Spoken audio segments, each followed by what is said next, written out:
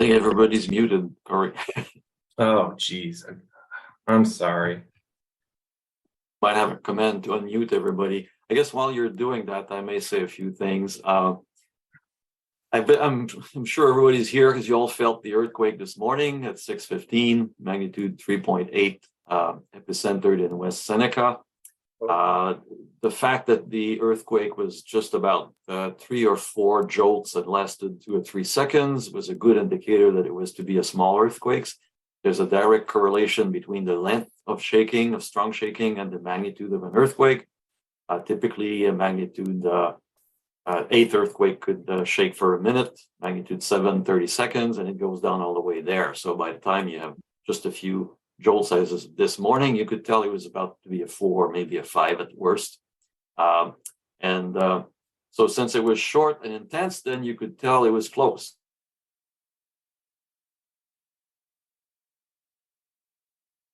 Question to unmute yourselves right now, I believe. If not, please let me know. Thank you. I think we can all unmute ourselves now, it seems. So as I was saying, it was a small earthquake, lasted a couple of seconds and had about 3 or 4 good jolts. So a small earthquake like this is not likely to produce damage unless you find some very distressed structures who are already from the beginning at risk. For example, we had an unreinforced masonry building collapse, if you remember. I think it was last year at downtown Buffalo when there was no earthquakes then. So a building that would be on the verge of collapse might need that little extra push there to get destroyed. But otherwise, sound construction was unlikely to get damaged in Buffalo by such a small earthquake. So I'll take your questions if you have any right now. Professor.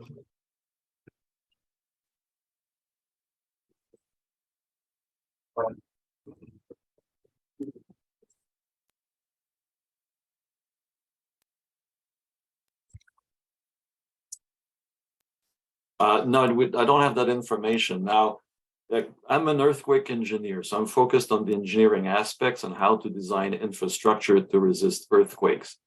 If you want to drill down into the very, very nitty-gritty detailed specifics of the mechanisms of the earthquake, you would want to talk to a seismologist.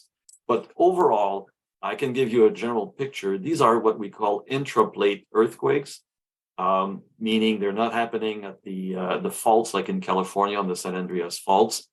They're much less well understood and much less easier to predict. So you can imagine the entire continent of North America is in compression. There's new land coming in from the Atlantic all the time. It's being pushed on the Pacific, where there are faults and subduction zone earthquakes. So the entire continent is in compression. So a nice analogy that was provided, I think, a few years ago by a seismologist was that you can imagine the entire North American continent as a bag of wood chips. And so there's lots of faults everywhere, lots of discontinuities everywhere. And if you compress it, it's really hard to predict exactly where the next slip is going to happen in that bag. So that's what we deal with intraplates earthquake in a nutshell. Professor. Hey, this is Tim Winger at WBEN Radio. Could there be some sort of relationship at all to the horrific earthquake that they're experiencing around the world in Turkey, or experienced, I should say? Not really. I think magnitude 8 earthquakes, there's at least one every year. Magnitude 7, about 10 every year. 6, 100, 5,000, and so on. So the magnitude 3.8 are in the thousands of earthquakes every year. They don't all happen next to a city. That's why, it's a news today in Buffalo, and it's not going to be a news when it happens in the middle of somewhere else when there's only like a national park. But it's 2 different things altogether. The earthquake in Turkey is on the South Anatolian Fault, which is quite remote from anything we're talking about here today. As a follow-up, sir, unrelated to Turkey, but what people are describing to us is, they felt a boom. That's what I felt. They heard a loud noise, and as you've already detailed, that was less than 3 seconds. People felt like there should be something wrong, that something that loud, that significant would have left damage, and we're not hearing of any. I mean, does this surprise you at all? No, it's very typical. The earthquakes are constituted of many types of wave. The first one to hit is the P wave. It's like a compression wave that comes towards you. And then after that, there are shearing waves, which are more transversal. So the boom usually comes from the P wave hitting. And that's what usually feels like a truck has hit the building or something. That's very typical, no matter where you are in the world. And then after that, it shakes a little bit by vibrating sideways. So nothing unusual there. Thank you. Julie Walker, AP Radio. I just have a follow-up to that question. The county executive did tweet that it felt like a car hit his house. What did it feel like for you? It's pretty much the same. Everybody had this bang at the beginning, and then it sort of swayed a little bit. So I counted about 4 cycles myself. I'm on the second floor of a building. Those of you who are higher up in a building will feel probably more vibration. Those of you who were on a softer soil as opposed to on rock will probably feel more intense vibration. But overall, it's the same mechanism. Professor, if you can hear me, it's Ron Plants from Channel 2. What would you suggest? Now, we don't want to panic people. And again, you are a structural engineer, I believe, that sees the connections with earthquakes.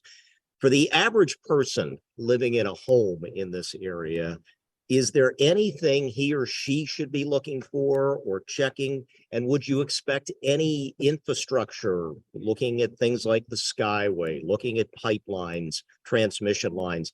What would you expect realistically, and not, again, to panic people? Okay, so nobody can predict earthquakes in the short term. So we have to be clear about that. So I, like everybody else, like the best scientists, can only talk in probabilistic terms, right? So we're looking at the data from the past and we're using that to extrapolate the future, which means at some point you could get some black swan event. Nobody can predict the future. But overall, if we stay within the realm of what we have seen in the past, typically you get a large earthquake followed by smaller aftershocks. So if you have a magnitude 7, it'll be followed by 6s and 5s, and it will eventually attenuate over time. For a 3.8, we'll probably get a bunch of 3s and 2s and 1s, which nobody will feel actually because they're too small. Keep in mind that the difference between 3 and 4 is a logarithmic scale. So 4 is 10 times more powerful than a 3. So if you take 10 times less powerful than this morning, you probably would not feel them as aftershocks. Now, your question about infrastructure is a very good one. In fact, a lot of it is addressed in the book, The Blessings of Disaster. We have to design infrastructure to resist earthquakes. And from there, again, it's probabilistic. We're looking at what are the risks and what are the likely demands that these structures will be excited by earthquakes in their lifespan of 50 years for building and 75 years for bridges, for example, and running statistical averages and extrapolating from that, it's possible to come up with design criteria for the infrastructure. Now, if these predictions remain correct and the past is a foresight of the future, we have some prediction as to how infrastructure will behave. But like you've seen in Turkey, in the news media, photos that have been posted online, some buildings collapsed and some have not collapsed. And why is that? Because they all were not built to the same edition of the code. So a recent vintage mid-rise construction in Turkey fared much better than an older 50-year-old building that was designed at a time and an era where engineers had no clear idea on how to design that kind of infrastructure in Turkey at the time, right? So I think I'm digressing a little bit from your question, but the bottom line is I don't think that we need to start to panic right now. We have to be realistic, though, and understand that we can't predict with great certainty what Mother Nature has in store for the future. If I could just follow up then. So for the average property owner, you wouldn't worry about anything realistically at this point. There's nothing that you can really do today that would change what you have in Buffalo in terms of concerns about earthquakes, in terms of residential construction, I think. Well, again, what I was trying to say is we've heard some people saying, oh, I'm walking around the house trying to see if I see anything. And somebody else was rumored to be talking about drywall cracking, things of that nature. We had a chimney, I guess, a couple of bricks. We went out to look at it. It was a couple of bricks that fell down on top of a car, not the whole chimney. Are those things you should be looking for realistically, or is that more in the panic mode kind of thing?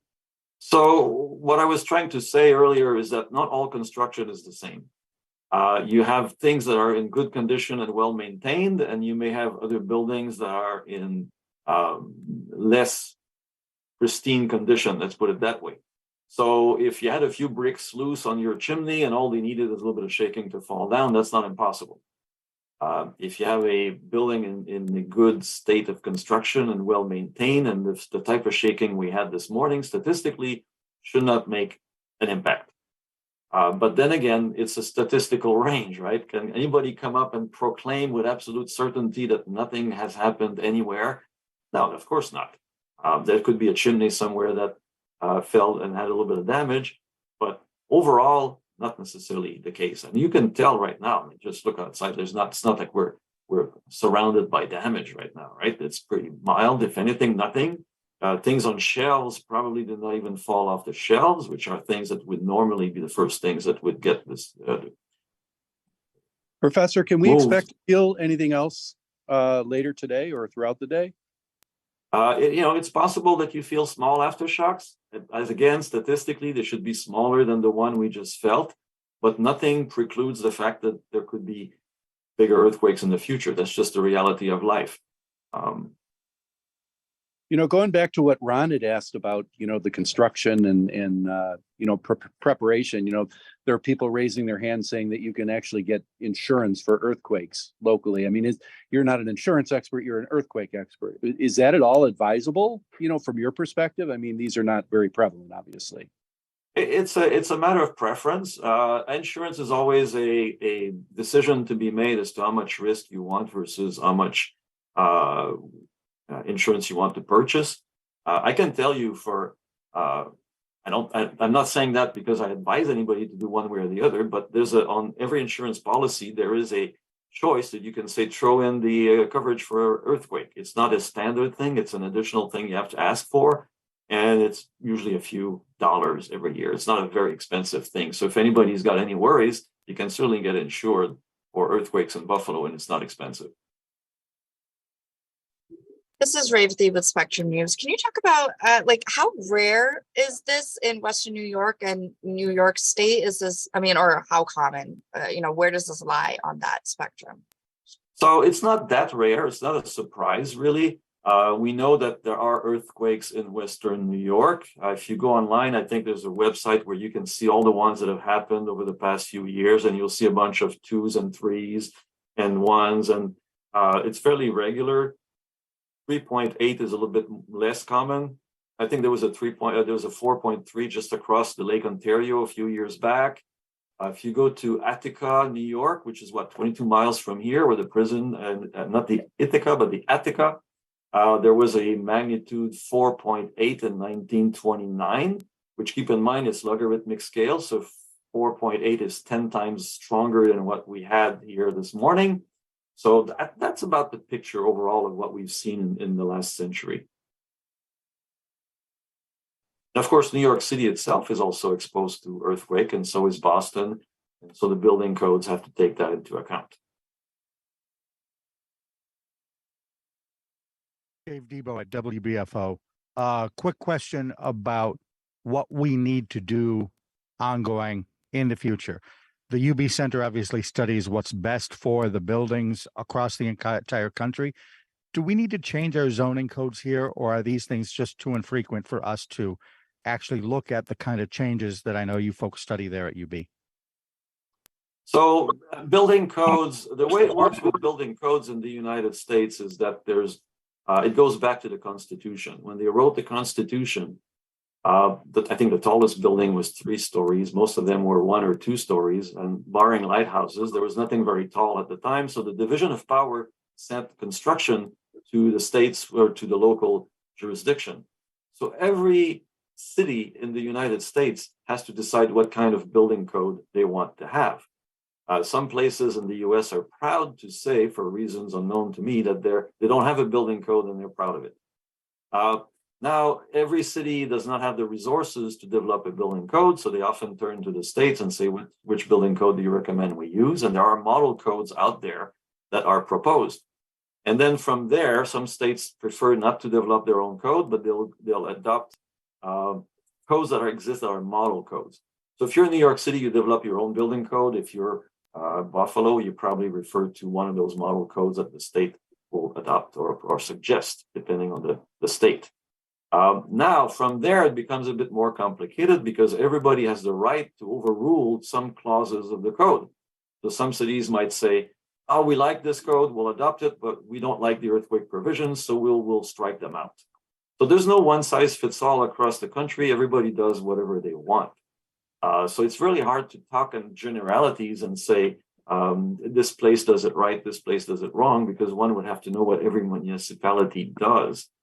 But overall, the model codes try to capture the risk across the nation in probabilistic terms and embody that as design requirements for engineers to follow in engineered construction. And there's also some rule of thumbs for residential construction that seems to work well. So I don't think what we've seen today requires any change to the building codes right now. The building codes will often change when we discover that something doesn't work or something requires improvements. And that happens in much larger events than what we've seen today.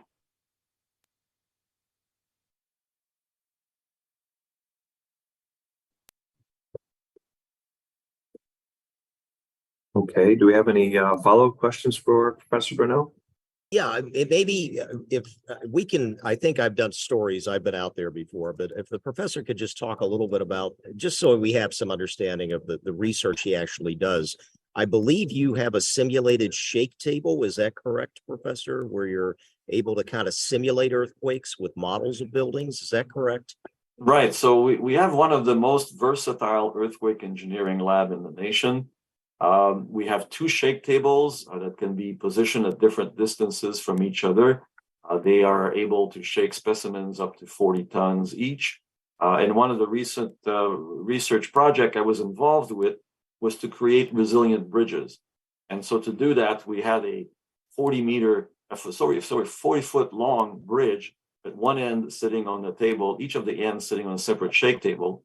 And we were simulating earthquakes using a type of device that we've introduced at the ends of the bridge to protect the bridge and absorb all the damage from the earthquake itself. And the fact that these devices were not needed to resist gravity meant that after an earthquake, technically you could replace the device very easily, put a new one, just like a fuse in a fuse box if you want, without having to close the bridge. So the bridge would remain fully functional following the earthquake. And the advantage of that, of course, is that we also made the device such that in reality, you don't really have to replace it after an earthquake. It's good to survive multiple earthquakes. So we had 4 sets of devices, and overall, we subjected the bridge to 170 earthquakes with these 4 sets of devices. So they each resisted about 40 earthquakes. And so we thought this was a pretty neat system to create seismically resilient bridges. That's just one example among many type of research projects I've been involved with over my years at the University of Buffalo. And there's a nice video of that actually on YouTube if you're interested. Just send me an email, I'll give you the link. Thank you, Professor. You're welcome.